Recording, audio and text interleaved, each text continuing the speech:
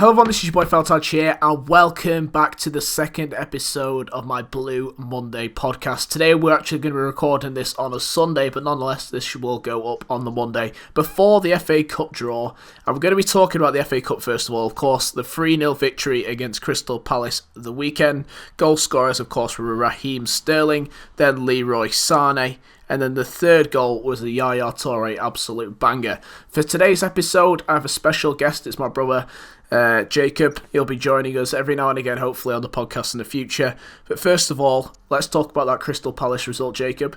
So, I presume I just spoke to you then. You said you watched the first half. It was a very dodgy game to watch because, of course, we've had to watch it through some guy's phone in the City end. A guy called Jack, who's an absolute hero for all Manchester City fans across the world. He was showing the game just off his phone and streaming it to Periscope. It was the only place you could watch it in the world was off this one guy's phone in the first half. He was an absolute hero.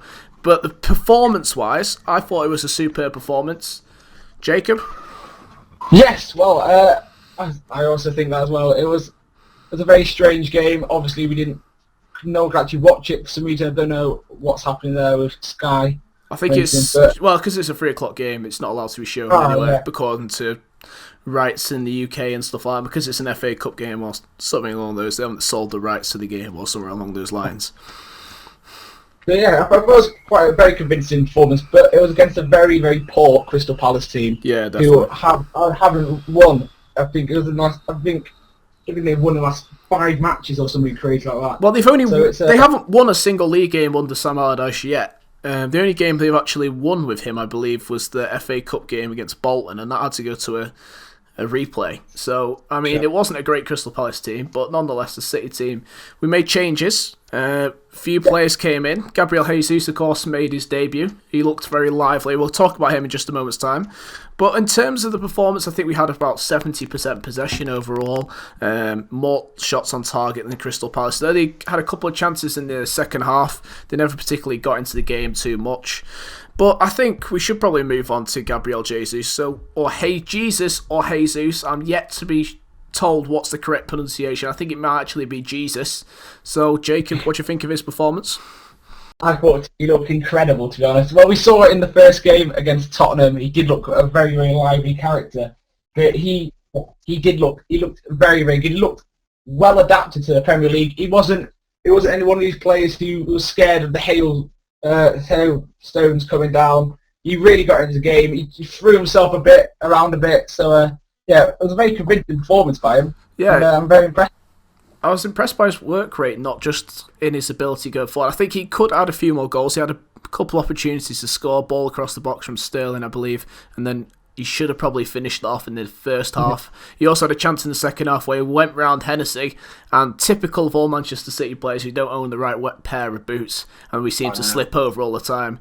But looking at it again, and Match of the Day last night did a bit of an analysis on him, and Danny Murphy and Trevor Sinclair were both hugely complimentary of him. They were also very happy of his, just the way he played. He didn't go down all too easily considering he was playing against a fairly rough Crystal Palace side.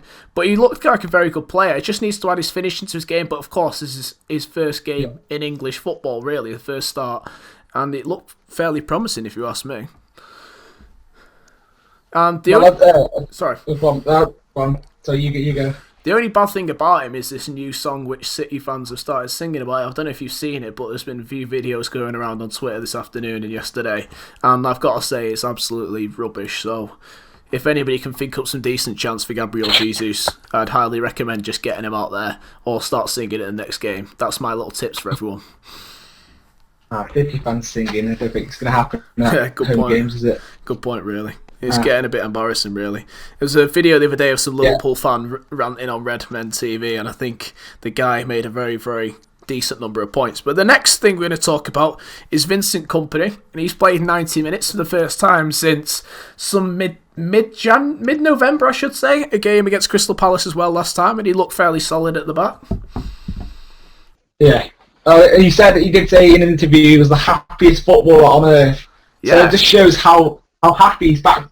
How happy he is just to be back playing in the team again. So and I think the fans love him as well, and the fans are just It's a bit of a morale boost just for everyone, just to see Vincent back on the pitch. Yeah, everyone else. I'd agree with that. I agree yeah. with that, but I think the thing is with him, we've seen him come back, play one game, he's been alright, but it's the string of games we need to see. And every time he comes back, he either does the same injury or seems to do a very similar injury and is always out for quite a while. The Crystal Palace one was a different injury to the one he's had during the summer and the last season. But the one thing which is definitely true about him is he is our best defender. I mean, when you look at the options around him, I had a rant about Otamendi on last week's podcast. John Stones isn't an impressive defender. Tosin Adebayo's not really ever been given a chance. And then Kolarov, I mean, I don't think words can really describe him at the back. Although he looked okay yesterday, he's not really against a team which challenged him. But that's all I can say. But Vincent, if he's back, was a massive positive for City in the games to come. And we've got plenty of games coming up soon, so he's going to have to be fit if he wants to be a part of the squad, to be honest with you. Yeah. Well, on the John Stones point, I was speaking to an Everton fan the other day, and he was saying most Everton fans think John Stones is going to be one of the best England defenders for the last few years. So, I think he's got a lot of potential, but he just hasn't shown it yet. He's really lacking in the actual defending department. He's very good at passing the ball, but I just have to see how he does in the next few years, and hopefully he become one of the best defenders in the world.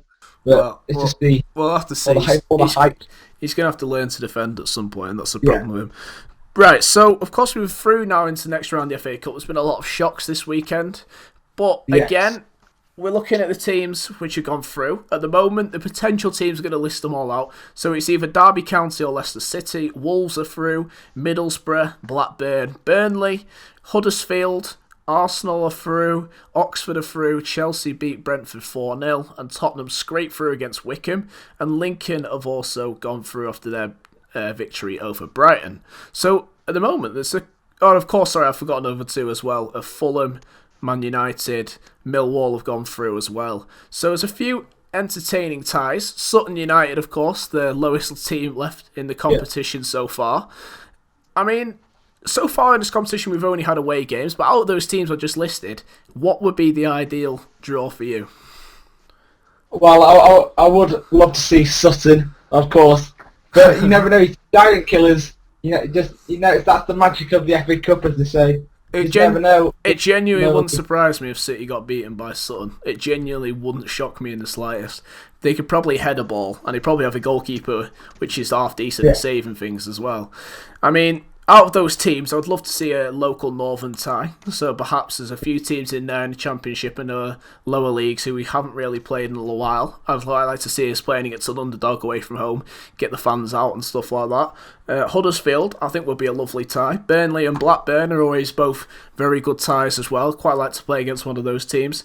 I think we probably would want to avoid one of the big boys at this stage of the competition. I mean, 5 out of the top 6 are still through in this competition so far. So if we can avoid them, but I don't know why. I've just got a feeling we're going to draw United. I just don't know why.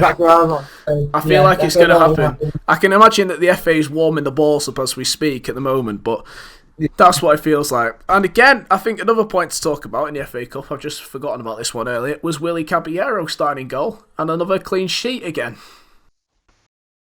Yeah, yes.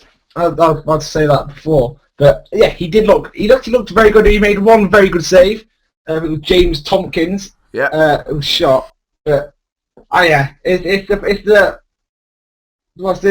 point for many City fans' tongue. It's whether to start Willy Caballero, who's many fans have been asking for, or rather the person who Pep will almost guarantee every week will try and play. So.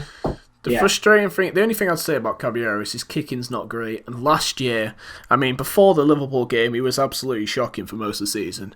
But I think it says so much about the fact that how bad Bravo has been this season that we're actually saying, look, Willie should start. And to be honest with you, he made a decent save the other day. And to be honest with you, I also don't think that Bravo would have made that save. I've got to be honest. I don't think he would have made it. He's he's Chile's #1 dodgeball player. I saw him being described on Twitter the other day. He loves avoiding the ball. He doesn't get near it.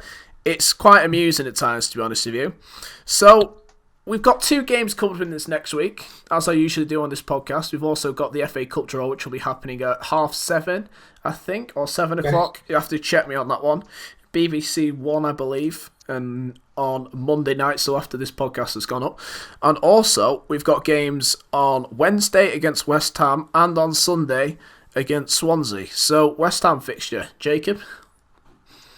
Well, West Ham have, we saw in the previous meeting between City and West Ham, it was a very, very convincing win for City, but I think West Ham have really, their fans and the players haven't really been united this season, and due to many different reasons, such as the moving to the stadium, which many of their fans seem to blame for their losses. But I think recent events have really united both parties, such as the Dimitri Payet transfer situation, and it's really fans are really united about it.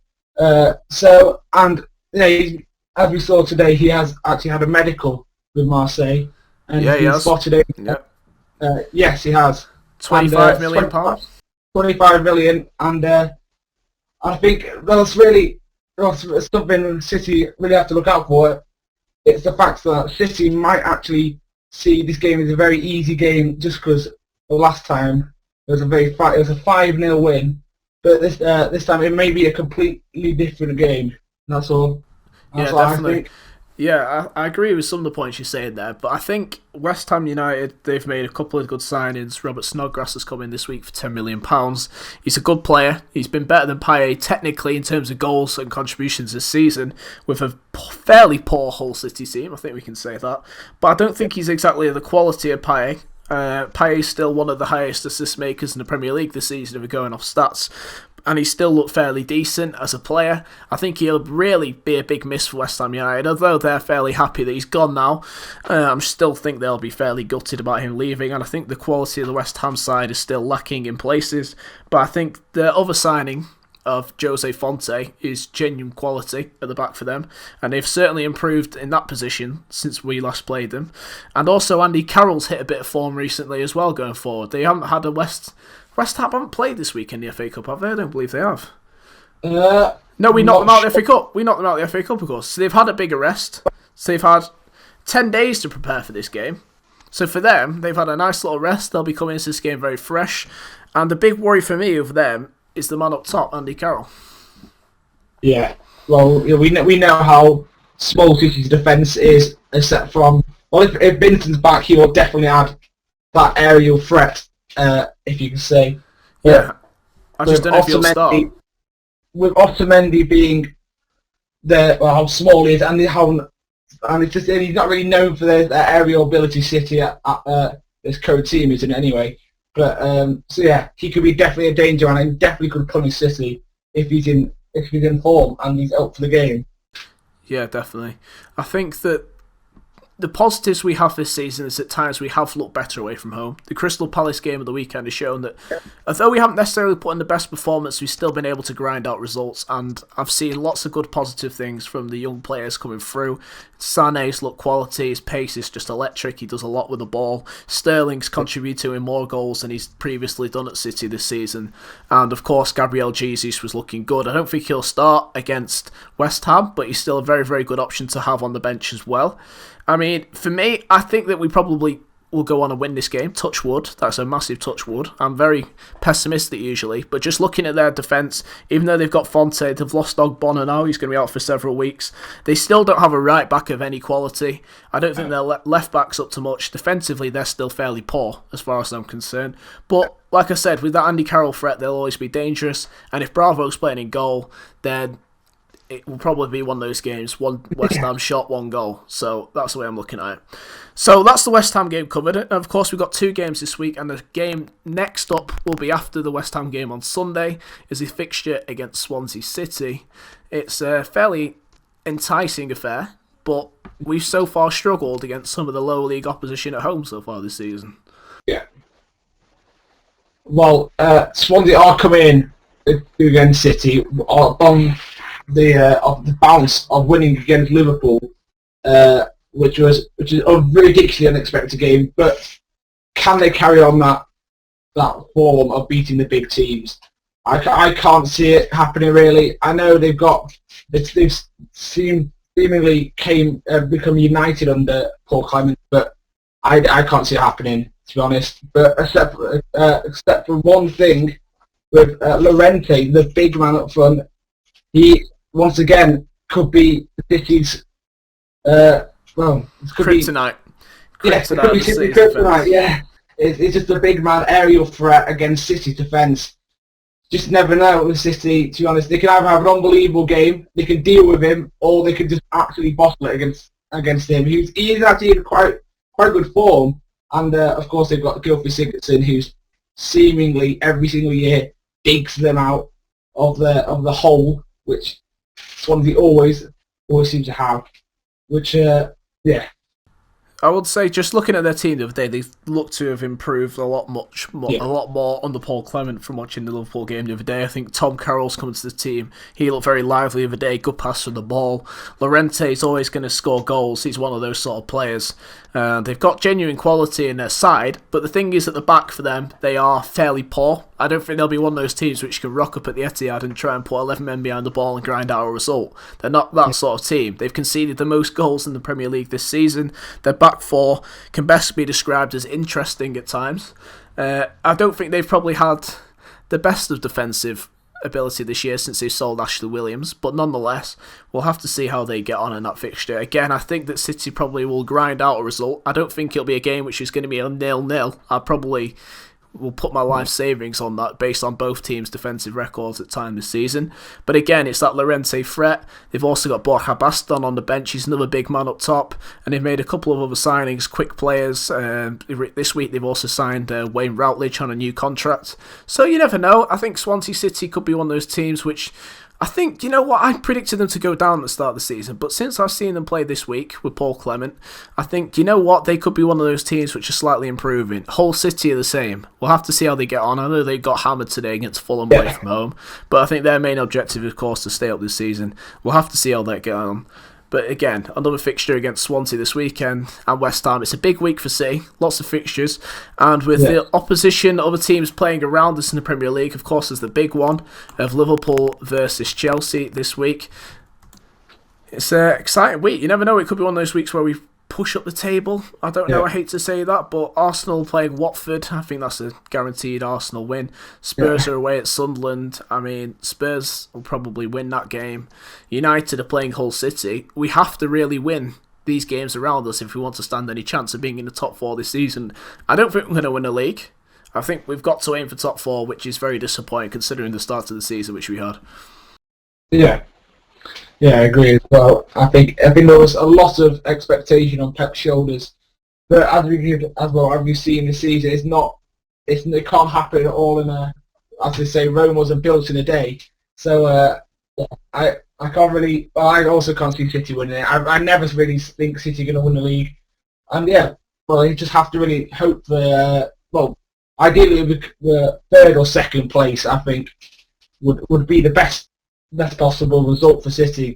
Well, with the possibility of changes to the Champions League system, with fourth not resulting in an actual Champions League place.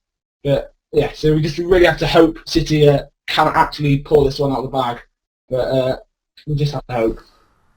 Well, that's about all we've got time for, I think, in today's podcast. Make sure that you tune in next week. Thank you very much to my brother Jacob for joining us this week. We might see him.